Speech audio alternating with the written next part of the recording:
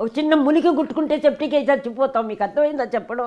వాళ్ళు ఇంత చిన్న పరికరానికే మన ప్రాణాలు పోతే కోట్లుంటాయి పోయినా అనుకొని ఇట్లంత మనుషుల్ని ఒక ప్రాణాన్ని ఒక ఉసురు పోసుకున్నట్టు ప్రతి వాళ్ళని అవాయిడ్ చేసేసి గిల్టీ కాంప్లెక్స్ ఫేసులు కూడా చూసారా? ప్లసెంట్గా ఉండే ముఖాలంతా రఫ్గా తయారైపోయింది, కోపంగా తయారైపోయింది. ఎవరు ప్లసెంట్గా ఉన్నారండి? ఎవరు నవ్వుతూ ఉన్నారు? ఎందుకు ప్లసెంట్గా లేరు? అది చూశానండి ఆ చిన్న బాబు ఎన్టీఆర్ బాబు దగ్గర ఈ మధ్య. ఏంటి ఎంత ఫిలాసఫీ మాట్లాడుతున్నాడు? అంత చిన్న వయసులో అంత జ్ఞానం ఎలా వచ్చేసింది? ఎంత దెబ్బ తగిలినా కూడా వయసుకు వచ్చే అనుభవం కాదండి అది. వచ్చే మెచ్యూర్డ్ కాదది. అది ఓన్లీ జన్మలో వచ్చింది అది. అది జన్మలో వచ్చింది అది. అది జన్మ ఉంటేనే వస్తుంది అది. ఏమో నాకు తెలిసినంతవరకు మిగతా వాళ్ళది నాకు వద్దండి, అనవసరం. నాకు చూడాలని కూడా అనిపించదండి. భక్తిగా ఉన్నవాళ్ళు ఏం మారారో చూస్తున్నా, తపస్సు చేసిన వాళ్ళు ఏం మారారో చూసా. బట్ ఇతను మామూలు పిల్లాడు, జోకులు వేసుకుంటూ సెట్లో ఉన్నారు. ఏంటంటే ఆ మాటలు ఏంటి, ఆ లుక్ ఏంటి, ఆ మాట్లాడేటప్పుడు ఆ కాన్ఫిడెన్స్ ఏంటి, ఆ స్టడీనెస్ ఏంటి? 2 ప్రోగ్రాంలో చూసి నాకు ఎందుకో ఒళ్ళంతా జలధరించిందండి. బాబా ఇదేంటి, ఇది గిఫ్ట్, తను హ్యాపీగా ఉండాలి, బాగుండాలి, అమ్మ ఎచ్చుండి చాలని ఇంత చిన్న వయసులో. మరి అతనికి చుట్టూ ఉన్నారుగా చెడగొట్టే గ్యాంగులు ప్రతి చోట్ల ఉంటారు కదండి. ఫ్రెండ్స్ అంటేనే ఒక కాలంలో ప్రాణం ఇచ్చేవాళ్ళు, ఇప్పుడు వాడుకొని దొబ్బేవాళ్ళే కదండి ఫ్రెండ్స్ అంటే. చిన్న సహాయం చేసేసి మొత్తం జీవితాన్ని నాశనం చేసేస్తున్నారు, బ్లాక్మెయిల్ చేస్తున్నారు. అది స్నేహం అవన్నీ నాకు లేవండి. అట్లాగే కదండి మా సావిత్రమ్మది పోయింది. సావిత్రమ్మ కూడా స్నేహితులు ఎవరు లేరండి. అమ్మకి లేదు, అమ్మది ఉండేది. ఆ సబ్జెక్ట్ మళ్ళీ చెప్తా, అయిపోయిందని. అది ఎన్టీఆర్ది అయిపోయింది, ఆ ఫిలాసఫీ అయిపోయింది. వాళ్ళు ఏం చేశారు, అసోసియేషన్ నుంచి టక్కుని అక్కడ పేరు తీశారు. మీరు కమిటీ మెంబర్ అని 10 మంది అంటే అది నాకు తెలియదు. కమిటీ మెంబర్కి ఏదో రాయండి ఓట్ల కంట. అది ఏమని తెలిస్తే కదా రాసేసా. నాకు నిజంగా సబ్జెక్టులు తెలియదండి. రాసిన తర్వాత చూస్తే మనం కూర్చొని వీళ్ళంతా ఏం చెప్తే దానికి తల ఊపేవాళ్ళమంట. అంటే ఆ లిస్టులకు నన్ను చేర్చారు. అక్కడ పెరుగుతున్న కొద్దీ అందరికంటే అక్కడ సీనియర్గా బిజీగా ఉన్నది నేనే. దానికన్నీ ముందు నన్ను తగ్గించుకుంటూ వచ్చారు. ఓకే, అర్థమైందా? తగ్గించుకుంటూ వచ్చారు. ఫంక్షన్స్కి అవాయిడ్ చేయటం, తర్వాత పొగిడే వాళ్ళని పెట్టుకోవటం ఏంటో అది వద్దులేండి. ఆ సబ్జెక్టు బాగోదు. ఆ సబ్జెక్టు నా మైండ్కి కరెక్ట్ కాదు, అది వదిలేద్దాం. ఈ అసోసియేషన్ది అయిపోయింది. అసోసియేషన్ తిలక్ స్ట్రీట్లో మెడ్రాస్లో స్టార్ట్ చేసినప్పుడు ఫస్ట్ సిగ్నేచర్ వేసిందాన్ని నేను, మా రంగారావు గారు. దాంట్లో కృష్ణబాబు, అదే కృష్ణ గారు, మా విజయనిర్మల, మా బ్యాచ్లు అంతా కృష్ణరాజు తిలక్ స్ట్రీట్లో మెడ్రాస్లో. అప్పుడు నేను వస్తే చాలనుకునేవాళ్ళు. ఇక్కడ ఏంటండి, ఇక్కడ ఓకే, అది వద్దులేండి, ఆ సబ్జెక్ట్ కూడా వద్దు, అది అయిపోయింది. ఓకే, అది వదిలేస్తే ఇప్పుడు నేను అంటే ఇప్పుడున్న సినిమాకి, తెలుగు సినిమాకి మీ ఏజ్ గ్రూప్ ఆర్టిస్టులు నాకు తెలిసి ఆప్షన్ మీరే ఎక్కువగా. మీ ఏజ్ గ్రూప్ ఆర్టిస్ట్ చూసుకుంటే రమాప్రభ గారు అన్నది మెయిన్ చాయిస్ అయి ఉండాలి ప్రతి సినిమాకి. మీ ఏజ్ గ్రూప్ ఒకప్పుడు నిర్మలమ్మ గారు, ఇప్పుడు మీరు. బట్ అయినా కూడా రమాప్రభ గారికి సరైన అవకాశాలు ఇప్పుడు ఎందుకు రావట్లేదు? మీ ఏజ్ గ్రూప్ క్యారెక్టర్స్ మీకే రావాలి కదా అని మీరు అంటున్నారా? వాళ్ళ అనాలా, నేను అనాలా? నేను ఒక ప్రేక్షకుడిగా చెప్తున్నాను. మీరు అలాంటి క్యారెక్టర్ ప్రేక్షకులుగా ఉన్నప్పుడు అక్కడ అడగచ్చు కదా వాళ్ళని. మీరెందుకు అడగరు? మీరెందుకు అడగరండి? నన్ను అడుగుతున్నారండి. మాకు వేషాలు రావద్దు, మాకు అది ఇవ్వద్దని మేము చెప్పము, వాళ్ళు ఇవ్వరు. మీకు అభిమానం ఉన్న వాళ్ళు ఎందుకు అడగరు? నేను అడిగేదానికి మీరు కూడా ఆన్సర్ చెప్పాలి కదా. అన్ని మమ్మల్ని అడిగితే ఎట్లా? వాళ్ళెవరు? నన్ను అడిగారు మీరు. అంటే మీకు సబ్జెక్టే తెలియకుండానే అడుగుతారా?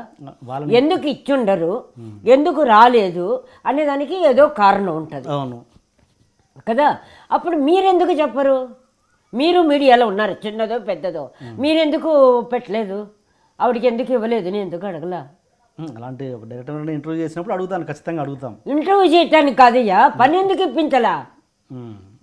మీకు అర్థం కాలే? ఇంటర్వ్యూలో అది కూడా మీకోసం పెట్టుకుంటారా అక్కడ? అంటే అది కాదమ్మా. ఇప్పుడు నేను అనేది ఏంటంటే, ఇప్పుడు వాళ్ళ చాయిస్ ఏంటో మనకి ఎలా తెలుస్తుంది? ఎందుకు పెట్టుకోలేరని మనం. అప్పుడు నన్ను మీరు అడగకూడదు.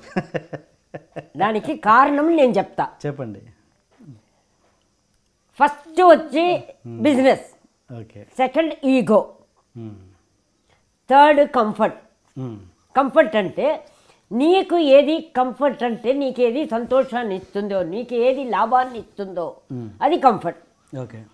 నా మీనింగే, ప్రతిదీ నా మీనింగే మాట్లాడతానండి. మీరు వేరేగా తీసుకుంటే అది మీ ప్రాబ్లం. ఒక సంతోషాన్ని ఇచ్చేది స్వార్థం. ఆ సంతోషానికి సంబంధించిన కంఫర్ట్గా ఉండే ఇన్సిడెంట్లు నేను తయారు చేసుకుంటా, అది బిజినెస్ అవుతుంది. ఇట్లా ఇన్ని ఉన్నప్పుడు రమాప్రభ వల్ల కంఫర్ట్ లేదు. ఒక ఆర్టిస్ట్ అని తప్ప ఏ విధంగానూ నేను వాళ్ళకు కంఫర్ట్ కాదు. లాభం అంటే కంఫర్ట్కి సంబంధించిన బిజినెస్కి సంబంధించింది లాభం, అది లేదు. ఒక ఆర్టిస్ట్ అంతే, ఆ క్యారెక్టర్ ఏదో చేస్తుంది, తను ఉంటే బాగుంటుంది, ఇది తప్ప అన్నీ మైనస్సే నేను. మరి నన్ను ఎలా పిలుస్తారు వాళ్ళు? ఓకే. వాళ్ళు పిలవరు. అక్కడ ఉన్న వాళ్ళందరూ రూపాయికి ఎవరు వస్తారు, ప్యాకేజీకి ఎవరు వస్తారు. ప్యాకేజ్ అని ఒక సబ్జెక్ట్ ఉంది అక్కడ. ఆ ప్యాకేజ్ ఉంటేనే పిలుస్తారు. ఒక విధంగా ఇది నాకు మైనస్ అయినా ఒక విధంగా నాకు గర్వమే అది. అంటే ఆ ప్యాకేజీకి నా పనికిరాననేగా, నా మీద గౌరవం ఉన్నట్టేగా, అదే నాకు ఇష్టం. అందుకని నాకు ఫీలింగ్ లేదు వాళ్ళు పిలవలేదని. నా మీద గౌరవం ఉంది కాబట్టి నన్ను పిలవాల. నన్ను పెట్టుకుంటే వాళ్ళకు మంచిది కాదని నన్ను పెట్టుకోవాలా. క్యారెక్టర్ ఏమన్నా అయిపోయి, సినిమా ఏమైనా అయిపోయి, ప్రొడ్యూసర్ ఏమన్నా అయిపోయి, మేనేజర్లకు సంబంధం లేదు. వీళ్ళకు కంఫర్ట్గా ఉండాలి. ప్రొడ్యూసర్ ఫోన్ చేస్తాడు, డైరెక్టర్ ఫోన్ చేస్తారు, రమాప్రభను పిలవండి, లేకపోతే అన్నపూర్ణమ్మని పిలవండి, ఎవరో ఒకరిని ఆర్టిస్ట్ని గీతాంజలి పిలవండి అంటారు. వీళ్లకు కంఫర్ట్గా ఉండే వాళ్ళకు మాత్రమే కనెక్షన్ దొరుకుతారు. వీళ్ళ కంఫర్ట్గా లేని వాళ్ళకి అవుట్ ఆఫ్ ఫోన్ లేదు, ఫోన్ దొరకలేదు, ఆవిడ తీయలేదు అంటారు. ఇది అందరికీ తెలిసిన నార్మల్ సబ్జెక్టు. దీనికి ఒక క్వశ్చన్ అక్కర్లే, ఆన్సర్ అక్కర్లే. ప్యాకేజ్ అంటే మీ ఉద్దేశంలో? ప్యాకేజ్ అంటే ఉద్దేశం, ఆ ప్యాకేజ్ అంటే ప్యాకేజ్ అండి. ఉద్దేశం అంటే ఏదో మీరు చిన్న బిడ్డ అడిగినట్టు అడుగుతారు. ప్యాకేజ్ అంటే ప్యాకేజే, కంఫర్ట్ అంటే కంఫర్టే, అంతే అయిపోయింది. వివరాలు అడగండి, కొన్ని టైటిల్స్కి వివరాలు ఉండవు. ఓకే, అట్లా. సరే.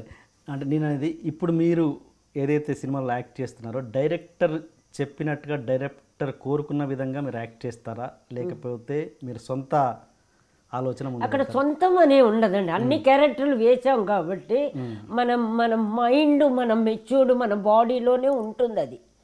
అప్పుడు మీరు కూడా కొత్తగా ఏం క్రియేట్ చేసి అడగరు. ఏది చేసినా అమ్మ, అమ్మమ్మ, అక్క, వదిన, చెల్లెలు అంతే. చెడ, మంచ, విల్లన, సాఫ్టా, మొత్తం కలిపి ఈ 9 కదా, 9 భావాలు. ఆ 9 భావాలు 90,000 సార్లు వేసాం కాబట్టి మాకు కొత్త కాదు. కాబట్టి మీరు చెప్పిన వెంటనే అర్థం చేసుకొని చెప్పగలను. భాష అంటారా, మన సూపర్ భాష తెలుగు మనకు అంత తిరగదు. అందుకని ఈ శతదినోత్సవం, వార్షికోత్సవం, తొక్కడాలు ఇవన్నీ రాదు. 100 రోజులు ఫంక్షన్ ఇట్లా ఏదో అంట.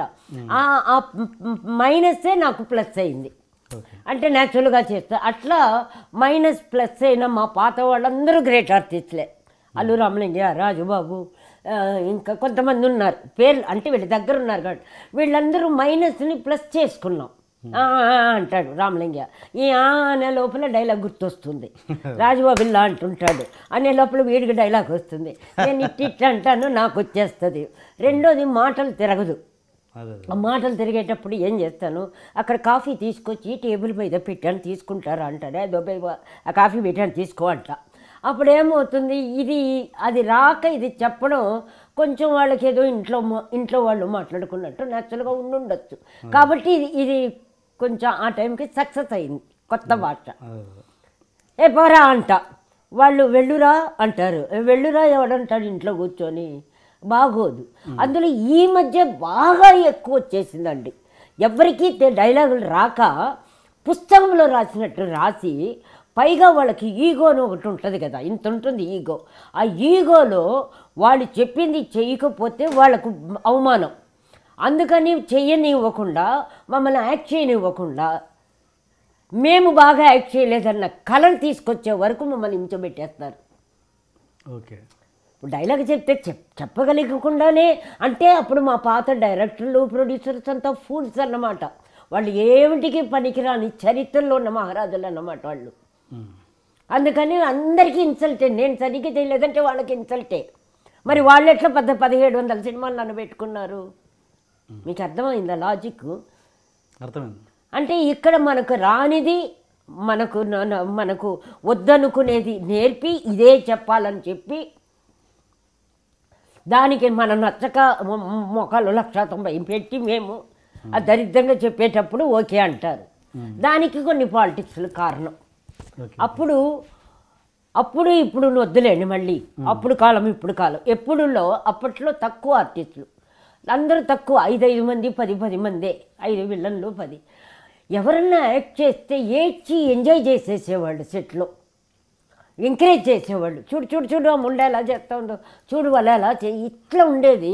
ఇప్పుడు కొంచెం బాగా చేసామంటే సూపర్, మన వాళ్ళు ఎడిటింగ్ రూమ్లో కూర్చొని సూపర్గా కట్ చేసేస్తారు, లేదా నెక్స్ట్ పిక్చర్లో మనల్ని పెట్టరు. అంటే మీ మీద మీ కాన్ఫిడెన్స్ లేనట్టేగా, మీది బాగలేదని మీరు ఒప్పుకున్నట్టేగా.